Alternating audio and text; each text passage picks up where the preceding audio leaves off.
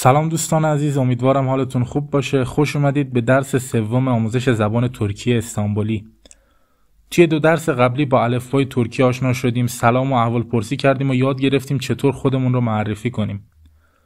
اگه اون درس‌ها رو هنوز ندیدید حتما بهشون سر بزنید، چون پایه یادگیری زبان ترکی هستن. اما توی این درس می‌خوایم بریم سراغ یکی از بخش‌های مهم و پرکاربرد زبان ترکی. توی این ویدیو با این بخش‌ها آشنا میشیم. ضمایر اشاره و سوال پرسشی نه، مکان و پرسش یعنی چجوری بگیم چیزی در کجاست و جواب بدیم، سوال پرسشی کیم، در مورد شخص یا افراد صحبت کنیم یعنی چطور بپرسیم اون کیه یا این کیه و جواب بدیم، سوال پرسشی براسه نرسی یعنی اینجا کجاست رو یاد بگیریم و جواب بدیم و در پایان چند تمرین تصویری و کلمات جدید برای تقویت یاد بگیریم. اگه میخواید ترکی رو از 0 تا 100 کامل یاد بگیرید حتما ویدیوهای ما رو دنبال کنید، مرحله به مرحله از ویدیوی اول تا آخر. حتما تا آخر این ویدیو هم با من همراه باشید و کانال رو حتما سابسکرایب کنید تا درس‌های بعدی رو از دست ندید. خب بخش اول، ضمایر اشاره و سوال پرسشی نه. توی زبان ترکی استانبولی وقتی میخوایم به چیزی یا کسی اشاره کنیم، بسته به اینکه چقدر با همون فاصله داره از یکی از این 3 کلمه ها استفاده میکنیم. بو، شو، او. بو یعنی این، برای اشاره به چیزی که خیلی نزدیکمونه. شو یعنی آن، برای چیزی که کمی دورتره ولی هنوز میتونیم نشونش بدیم. و او یعنی آن، برای چیزی که از ما دوره یا حتی از جلوی چشممون نیست. توی فارسی ما معمولا فقط 2 تا کلمه داریم، این و آن، ولی ترکی استانبولی توی اشاره کردن دقیق تره. اینجا 3 کلمه جداگانه داریم. بو برای خیلی نزدیک، شو برای یکم دورتر و او برای دور یا غایب. مثال بزنیم. یه خودکار خیلی نزدیک ماست یا توی دستمونه. میخوایم بگیم این خودکاره، میگیم بو کالم. روی میز جلویی یه کتاب هست، نه خیلی دور نه خیلی نزدیک، میگیم شو کتاب، اون کتابه. و یه میوه فروشی اون ور خیابونه یا حتی اون ور شهره، چون از ما دوره میگیم او ماناو یعنی آن میوه فروشی. خب حالا بریم سراغ کلمه پرسشی نه. وقتی میخوایم بپرسیم این چیه اون چیه، از کلمه نه استفاده میکنیم. نه یعنی چی یا چه چیزی. مثال بزنیم. بو نه، این چیه؟ در جواب بو شفتالی، این هلوه. بعدی شونه، اون چیه؟ میخوایم به کمی دورتر اشاره کنیم و بگیم اون چیه، میگیم شونه. در جواب شو چانتا، اون کیف است. و در آخر بخوایم به خیلی دورتر اشاره کنیم میگیم اونه، اون چیه؟ در جواب او کدی، اون گربه است.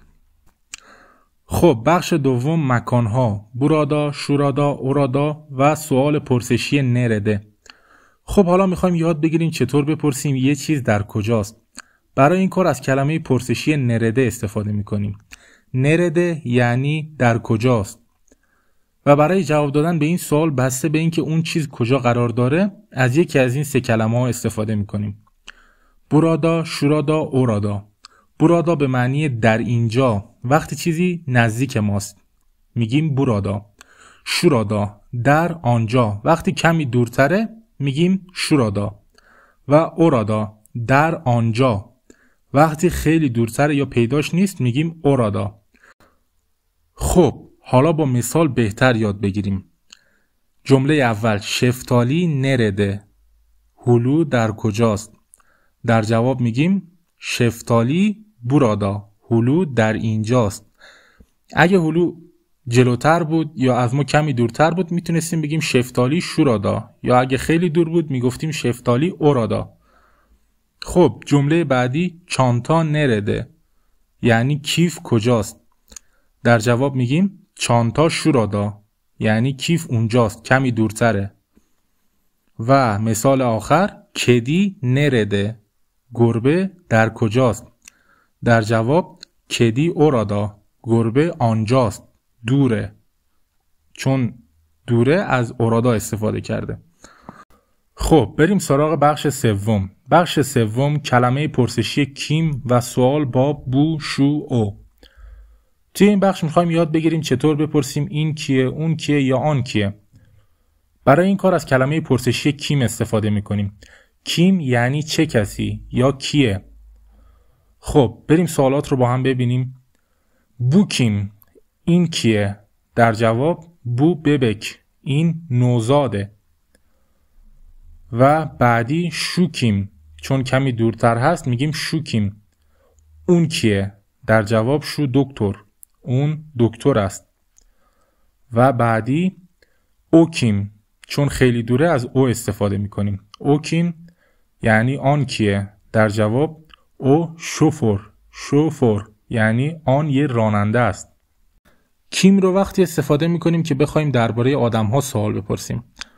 میتونی با خودت تمرین کنی، مثلا به عکس‌هایی که تو اتاقت هست یا تو خونتون هست نگاه کنی و بگی بو کیم، یا اگه دورتره میتونی از شو استفاده کنی یا از او کیم، شو کیم، و به خودت جواب بدی. مثلا بو öğretmen، این معلمه، یا بو رضا، این رضا هستش.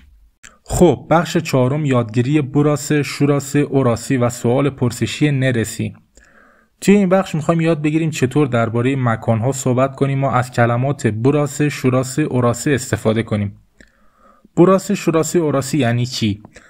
این سه کلمه برای اشاره به خود مکان استفاده میشوند. یعنی وقتی میخوایم بگیم این مکان، اون مکان یا آنجا، دقیقاً درباره جایگاه جغرافیایی حرف میزنیم. براسه یعنی اینجا یا این مکان. شوراسه یعنی اونجا یا اون مکان کمی دورتر. و اوراسه یعنی آنجا یا آن مکان برای چیزهایی که خیلی دور است استفاده میکنیم. خب بریم سراغ سوال پرسشی نرسی برای مکانها. برای پرسیدن این که این مکان کجاست یا اون مکان کجاست از کلمه نرسی استفاده میکنیم. نرسی یعنی کجاست، مخصوص مکان هاست این کلمه، این سوال پرسشی. خب بریم سراغ مثال ها تا بهتر یاد بگیریم. جمله اول براسه نرسی یعنی اینجا کجاست؟ در جواب براسه اوکول، اینجا مدرسه است. چون مدرسه نزدیک بوده از براسه استفاده کرده. اگه مدرسه دورتر بود میتونست از شوراسه، اوراسی استفاده کنه. مثلا اوراسه نرسی، اونجا کجاست؟ اوراسه اوکول یعنی اونجا مدرسه است. خب مثال بعدی شوراسی نرسی یعنی آنجا کجاست؟ چون کمی دورتره از شوراسه استفاده کرده. در جواب شوراسه پارک، آنجا پارک است. و مثال بعدی اوراسه نرسی یعنی آنجا کجاست؟ چون دوره از اوراسه استفاده کرده. و در جواب میگه اوراسه مارکت، آنجا فروشگاه است. خب اینجا یه نکته رو بهتون بگم. فرق براسه، شوراسه، اوراسه با برادا، شورادا، اورادا چیه؟ خیلی ها این دو دسته کلمات رو با هم قاطی میکنن، اما فرق مهمی داره. براسه، شوراسه، اوراسه وقتی به خود مکان اشاره میکنن استفاده میشه. یعنی منظور این مکان، اون مکان یا آنجا هستن. مثلا وقتی میگیم براسه اوکول یعنی این مکان مدرسه است. اما برادا، شورادا، اورادا وقتی به موقعیت یا محل قرارگیری چیزی یا کسی اشاره میکنن استفاده میشه. یعنی میخوایم بگیم چیزی یا کسی در اینجا یا در آنجا است. مثلا کتاب برادا، کتاب در اینجا هست. چند تا مثال بزنیم تا بهتر یاد بگیریم. مثال اول براسه اوکول، این مکان مدرسه است. مثال بعدی اوکول برادا یعنی مدرسه اینجاست. تفاوت اینه که اولی به خود مکان اشاره میکنه، یعنی میگه این مکان مدرسه است، براسه اوکول. دومی به محل قرارگیری مدرسه اشاره میکنه، اوکول برادا. مثال بعدی شوراسه پارک، آن مکان پارک است. و پارک شورادا، پارک آنجاست. خب برای بهتر یاد گرفتن هر روز چند جمله بساز که از این کلمات استفاده میکنن. مثلا وقتی تو خونه هستی به یه جای خاص نگاه کن و بگو براسه اودا یعنی اینجا اتاقه. یا وقتی بیرون رفتی بپرس براسه نرسی، از خودت بپرس براسه نرسی اینجا کجاست و جواب بده براسه پارک. خب حالا بیایید کمی تمرین کنیم تا بهتر این درس ها رو یاد بگیریم. اول با سوالهای بونه، شونه، اونه شروع میکنیم. مثلا توی این عکس کفش رو میبینیم، پس میپرسیم بونه و جواب میدیم بو آیاک کابه. بو آیاک کابه یعنی این کفشه. و توی عکس بعدی یه لیوان هست. میپرسیم شونه، اون چیه؟ چون کمی دورتر هست شونه. و در جواب شو بارداک. بارداک به معنی لیوان هست. شو بارداک. خب عکس بعدی یه زنبور میبینیم. میپرسیم اونه، چون دوره از او استفاده میکنیم. اونه. در جواب میگیم او آره. او آره یعنی اون زنبوره. آره به معنی زنبور هست. خب حالا بریم سراغ سوالهای مربوط به آدمها.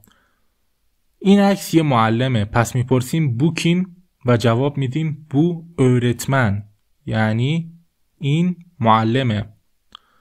عکس بعدی تعمیرکاره، میپرسیم شو کیم، چون دورتره شو میگیم. شو کیم یعنی اون کیه و در جواب شو تامیرجی، اون تعمیرکاره. خب عکس بعدی یه آقایی به اسم احمده، میپرسیم او کیم، چون احمد از ما فاصله داره و دوره میگیم او کیم و در جواب او احمد، اون احمد هست. در نهایت بریم سراغ سوال درباره مکانها. توی عکس روبرو داروخونه رو میبینیم، پس میپرسیم براسه نرسی، اینجا کجاست؟ در جواب میگیم براسه ایزانه یعنی این مکان داروخونه هست. ایزانه به معنای داروخونه هست. توی عکس بعدی مدرسه رو میبینیم، پس میپرسیم شوراسی نرسی یعنی اون مکان کجاست، چون کمی دورتر هست از شوراسی استفاده میکنیم و در جواب میگه شوراسی اوکول یعنی اون مکان مدرسه هست.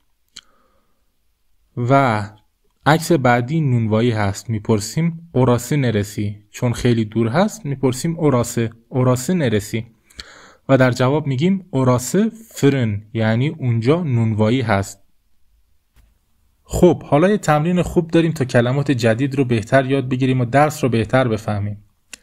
اینجا چند تا عکس داریم که شماره گذاری شدن. عکس شماره 1 تصویر یک کامپیوتره، پس میگیم بو بیلگیسایار. بیلگیسایار یعنی کامپیوتر. و عکس دوم فیل هست، پس میگیم بو فیل یعنی این فیل هست. عکس شماره 3 تلویزیونه، پس میگیم بو تلویزیون یعنی این تلویزیونه. عکس شماره 4 گوشی موبایل هست، پس میگیم بو جب تلفنو. جب تلفنو یعنی گوشی یا همون موبایل. عکس شماره 5 دوربین عکاسیه، پس میگیم بو فوتوگراف ماکینسی.